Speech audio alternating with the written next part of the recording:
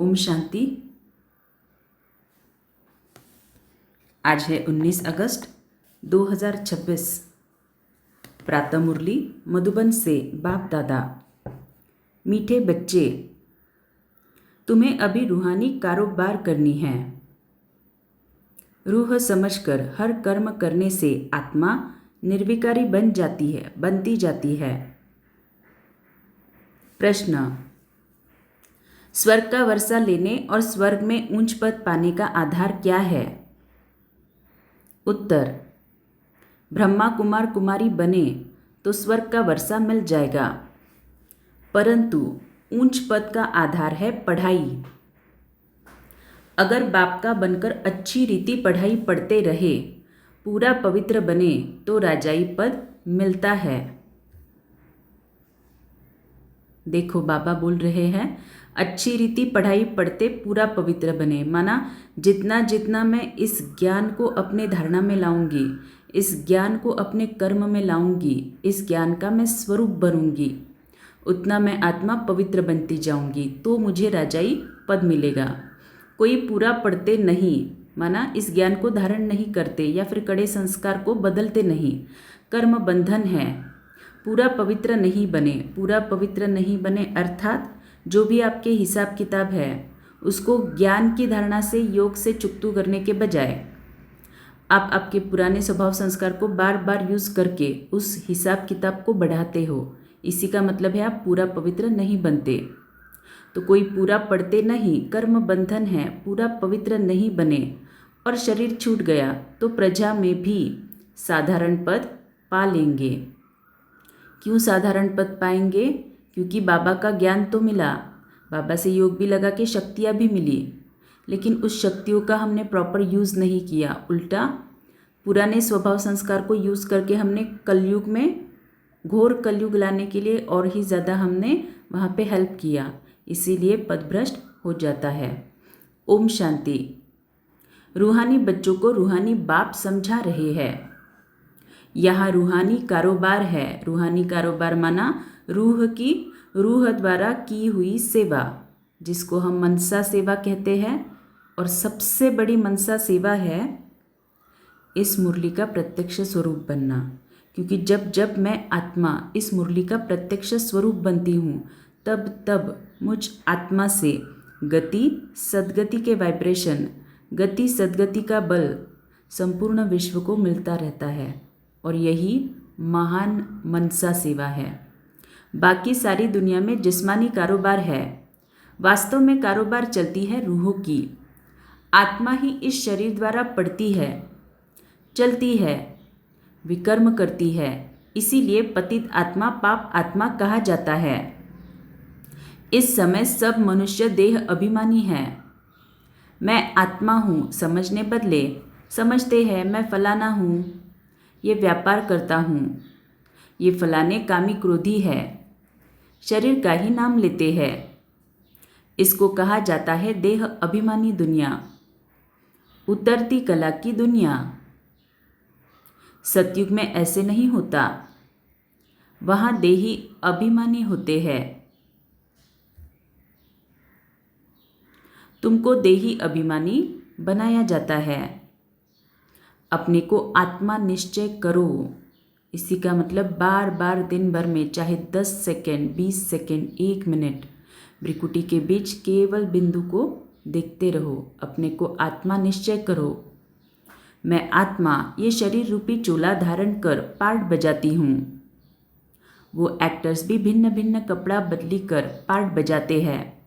बाप कहते हैं तुम आत्माएं पहले शांति धाम में थी, तुम्हारा घर है शांति धाम। जैसे वो हद का नाटक होता है, ये फिर है बेहद का नाटक। सभी आत्माएं परमधाम से आकर शरीर धारण कर पार्ट बजाती है। आत्माओं का असल घर है परमधाम। उन एक्टर्स का तो घर यहाँ ही होता है, सिर्फ ड्रेस बदली कर आकर पार्ट बजाते हैं। तो बाप बैठ समझाते हैं तुम आत्माएं हो, बाप तो बच्चे बच्चे ही कहेंगे, सन्यासी बच्चे बच्चे नहीं कहेंगे। बाप कहते हैं, मैं पतित पावन तुम सभी आत्माओं का बाप हूँ, जिसको तुम गॉड फादर कहते हो। तो बाबा की जहाँ जहाँ पे महिमा आती है उसको लिखना ज़रूर। गॉड फादर तो निराकार है, ब्रह्मा विष्णु शंकर को भी गॉड फादर नहीं कहेंगे, उनमें भी आत्मा है, परंतु उनको कहते हैं ब्रह्मा देवता नमः, विष्णु देवता नमः। देवताएं क्या करते हैं ये किसको पता नहीं है, बाप ही आकर समझाते हैं। तुम कैसे ड्रामा प्लान अनुसार पार्ट बजाते हो। दुनिया एक ही है, ऐसे नहीं कोई नीचे पाताल व ऊपर में दुनिया है। दुनिया एक ही है जिसका चक्र फिरता रहता है। लोग कह देते हैं मून में प्लाट लेंगे, मून में प्लॉट लेंगे, माना चंद्रमा पर जमीन खरीद लेंगे। बाप समझाते हैं बच्चे कितने इंसॉल्वेंट बन पड़े हैं। भारतवासियों के लिए ही कहते हैं, तुम कितने साहूकार समझदार थे। इन लक्ष्मी नारायण का सारे विश्व पर राज्य था, जिसको कोई लूट न सके। वहाँ कोई पार्टीशन आदि नहीं होती। तो जब भी हर रोज़ की मुरली में बाबा सतयुग की कोई ना कोई पॉइंट बताते हैं, तो जब आप 5 स्वरूप का अभ्यास करते हैं या फिर सतयुग को याद करने का अभ्यास करते हैं, तो कोशिश करना आज की मुरली में या फिर कोई भी मुरली में जो भी पॉइंट आती है सतयुग की, उसको एक तो नोट करना है और फिर योग में उसको रिपीट करना है, विजुअलाइज करना है। यहाँ तो कितनी पार्टीशन है, आपस में टुकड़े टुकड़े पर लड़ते रहते हैं। तुम सारे विश्व के मालिक थे, सारा आकाश पृथ्वी समुद्र सब तुम्हारा था, तुम उनके मालिक थे। अब तो टुकड़े हो गए हैं। ये किसको पता नहीं है, भारत ही विश्व का मालिक था। बाप समझाते हैं। फील करना, हिस्ट्री हॉल में ब्रह्मा बाबा की ब्रिकुटी में शिव बाबा। बाप समझाते हैं आत्मा को जो पार्ट मिला हुआ है वह कभी घिसता नहीं, चलता ही रहता है। घिसता नहीं माना कभी वो डिलीट नहीं होता, चलता ही रहता है। अभी तुम फिर से मनुष्य से देवता बन रहे हो, फिर 84 जन्म लेंगे। तुम्हारा पार्ट चलता ही रहता है, कभी बंद नहीं होता है। कोई मोक्ष आदि पाते नहीं। जितने अनेक गुरु अनेक शास्त्र, उतनी अनेक मतें होती है। मनुष्यों में कितनी अशांति है, जहाँ भी जाओ कहेंगे मन को शांति कैसे मिले। ये देह अभिमान में आकर कहते हैं। बाप समझाते हैं मन और बुद्धि ये है आत्मा के ऑर्गन्स, बाकी ये सब शरीर की इंद्रियां है। आत्मा कहती है मेरे मन को शांति कैसे मिले। वास्तव में ये कहना गलत है। तुम आत्मा हो, तुम्हारा स्वधर्म ही शांत है।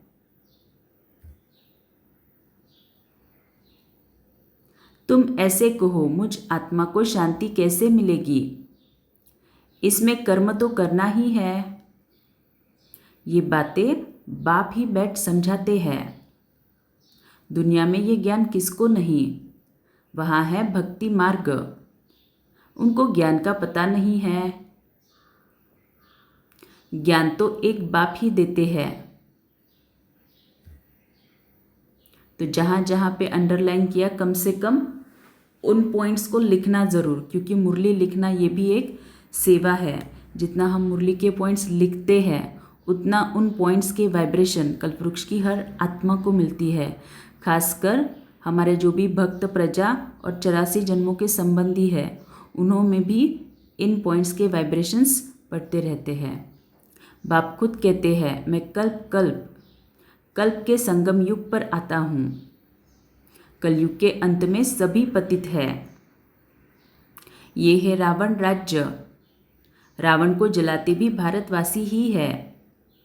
बाप पतित पावन का जन्म भी यहाँ है, तो रावण का जन्म भी यहाँ है।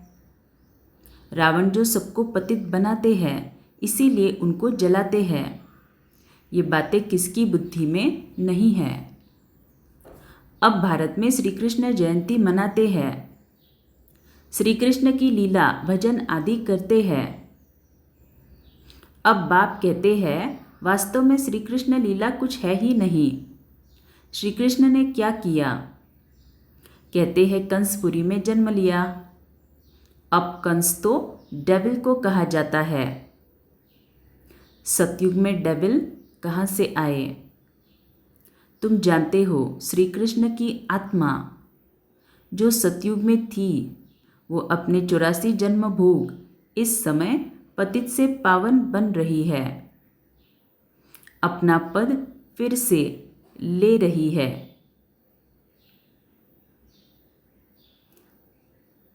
वैसे ही तुम कृष्णपुरी में रहने वाले थे।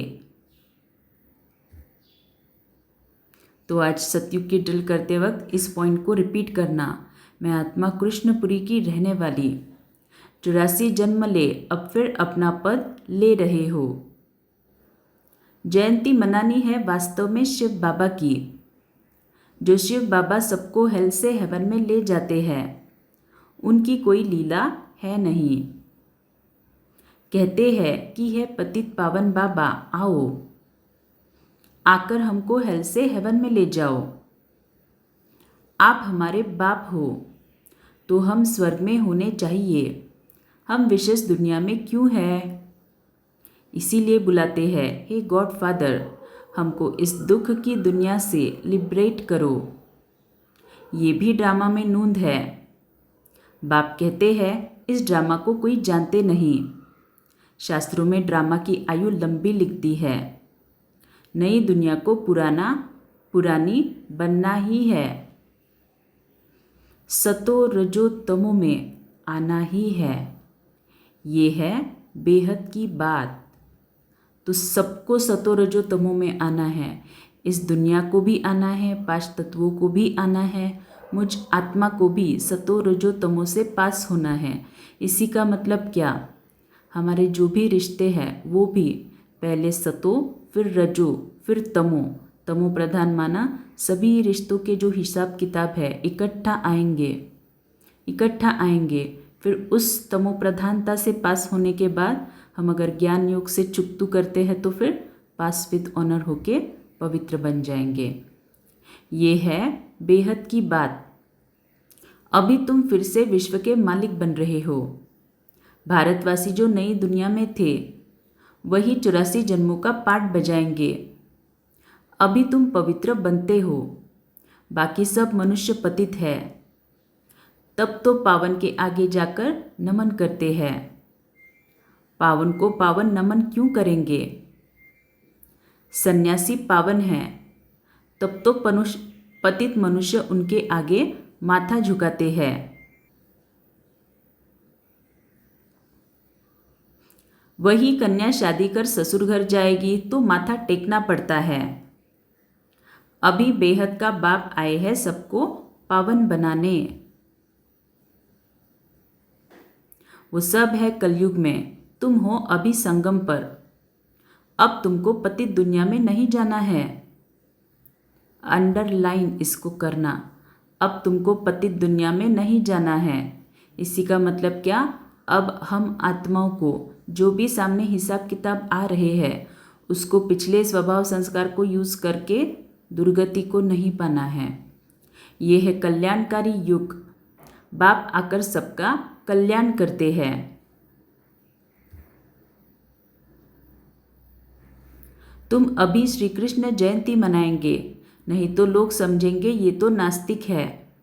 नास्तिक वास्तव में उनको कहा जाता है जो अपने बाप को और रचना के आदि मध्य अंत को नहीं जानते हैं। इस समय सब निधन के ऑर्फन बन पड़े हैं। घर घर में झगड़ा है। एक दो को मारने में देरी नहीं करते हैं। इसीलिए इसको नास्तिकों की दुनिया कहा जाता है। बाप को न जानने वाले। तुम हो जानने वाले। अभी तुम समझते हो कि हम पत्थर बुद्धि थे। बाप हमको पारस बुद्धि बना रहे हैं और कोई तकलीफ की बात नहीं।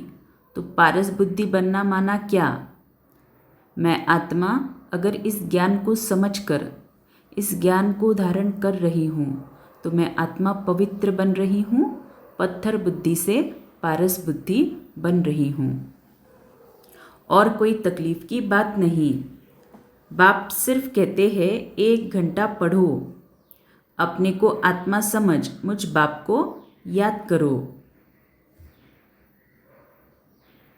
शरीर को याद करेंगे तो लौकिक संबंधों की याद आएगी। देही अभिमानी रहेंगे तो मुझ बाप की याद रहेगी।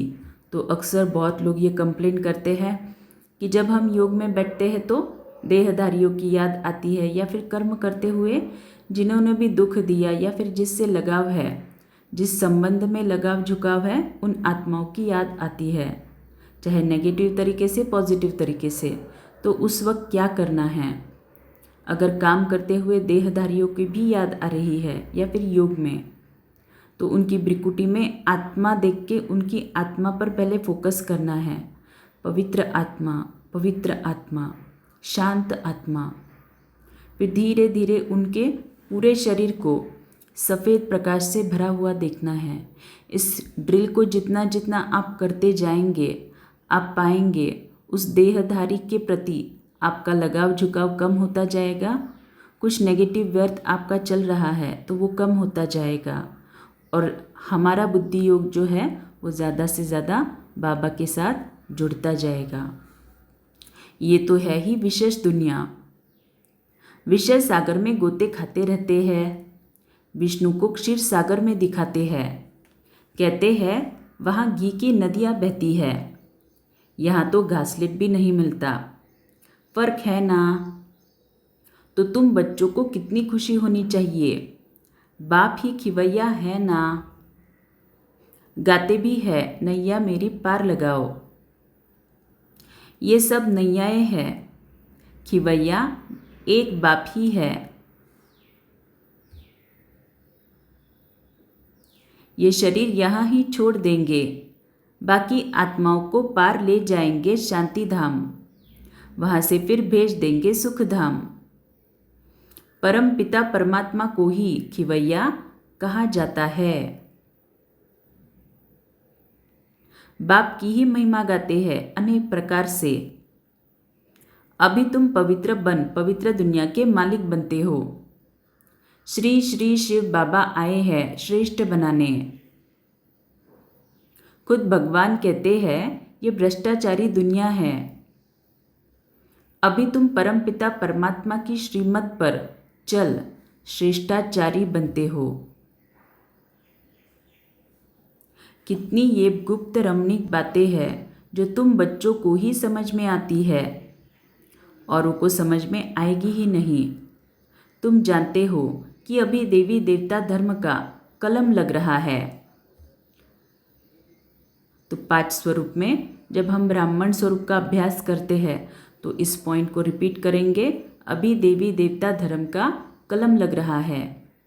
जो भी देवी देवता धर्म वाले और धर्म में चले गए हैं वही आकर फिर ब्राह्मण बनेंगे। ब्रह्मा कुमार कुमारी बनने बिगर बाप से स्वर्ग का वर्षा ले नहीं सकते। अभी तुम ब्रह्मा कुमार कुमारियाँ स्वर्ग का वर्षा ले रहे हो। जितना पुरुषार्थ करेंगे कराएंगे उतना ऊंच पद पाएंगे। सब तो इतना नहीं कर सकते। पूरा नहीं पढ़ेंगे तो उसका नतीजा क्या होगा? अगर शरीर छूट जाए तो स्वर्ग में आ जाएंगे, परंतु प्रजा में बिल्कुल ही साधारण। अगर बाप का बनकर अच्छी रीति पढ़े तो राजाई पद पा सकते हैं। तो बाप का बनना अर्थात मेरे सभी संबंध एक शिव बाबा से, लेकिन इसको कहने तक ही सीमित नहीं रखना है। इसके साथ यथार्थ योग करना है हर संबंध से। नहीं पढ़ते हैं तो समझेंगे उनकी तकदीर में नहीं है। पवित्र रहेंगे, पढ़ेंगे तो उच्च पद पाएंगे। तो यहाँ पे पवित्र रहेंगे, इसके दो अर्थ हैं। एक तो ब्रह्मचारी और दूसरा पवित्र रहना, अर्थात हिसाब किताब के जो भी मेरे सामने आ रहे हैं उसका मेरे ऊपर प्रभाव न पड़कर मैं उस हिसाब किताब को ज्ञान और योग की धारणा से चुकतू कर रही हूँ। ये है पवित्र रहना। तो पवित्र रहेंगे, पढ़ेंगे तो ऊंच पद पाएंगे। अपवित्र होने से बाप को याद नहीं कर सकेंगे। माना अगर आप आपके हिसाब किताब को पिछले स्वभाव संस्कार से और ज़्यादा बढ़ा रहे हो तो बाबा को याद नहीं कर सकेंगे। तो जो बोलते हैं कि बाबा की याद मुझे नहीं आती या फिर योग में मन बहुत ज़्यादा भटकता है, बहुत ज़्यादा, तो ये 100% श्योर है कि आप आपके पुराने कड़े संस्कार को ज़्यादा से ज़्यादा यूज़ करते हो। अपवित्र होने से बाप को याद नहीं कर सकेंगे। ऐसे भी बहुत है। कर्म बंधन का हिसाब जब छूटे, गाड़ी के दोनों पहिया पवित्र होंगे तो ठीक चलेंगे, दोनों पवित्र रहेंगे तो ज्ञान चिता पर बैठ जाएंगे, नहीं तो खिटपिट होती है। कई बच्चे कहते हैं कि बाबा हम तो जानते हैं श्री कृष्ण सतयुग का पहला प्रिंस है, तो क्यों नहीं कुछ मनाएं। अच्छा, हम श्री कृष्ण की आत्मा को बुला भी सकते हैं, आकर खेलपाल करेगी, रास करेगी और क्या करेगी। गोप गोपियाँ तो यहाँ ही होते हैं, वहाँ तो प्रिंस प्रिंसेस आपस में मिलते हैं तो रास करते हैं, सोने की मुरली बजाते हैं। ये सब खेलपाल तुम पिछाड़ी में देखेंगे, ये सब पाठ चलेंगे। शुरू में दिखाया गया, फिर तुम पुरुषार्थ में लग गए हो, अब फिर पिछाड़ी में साक्षात्कार होना शुरू होगा। कौन कौन किस पद को पाएंगे ये तुम जानते हो।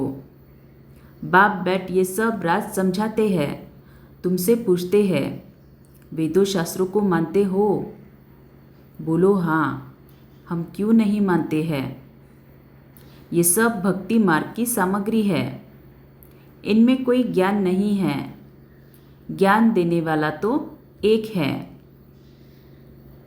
ज्ञान मिलता है तो भक्ति आपे ही छूट जाती है। तुम मंदिर में भी जाएंगे तो बुद्धि में रहेगा कि ये लक्ष्मी नारायण फिर अब नई दुनिया में राज्य करेंगे। बाप बच्चों को समझाते हैं दोनों तरफ तोड़ निभाना है, तो ऐसे नहीं कि घर बार छोड़कर कायम के लिए सेंटर जाके रहना है, नहीं, दोनों तरफ तोड़ निभाना है। गृहस्थ व्यवहार में रहते पवित्र बनना है। तो गृहस्थ में रहते पवित्र बनना अर्थात जो हिसाब किताब आएंगे, चाहे आप घर में रहो, सेंटर में रहो, जंगल में रहो, कहीं पे भी रहो, हिसाब किताब आएंगे।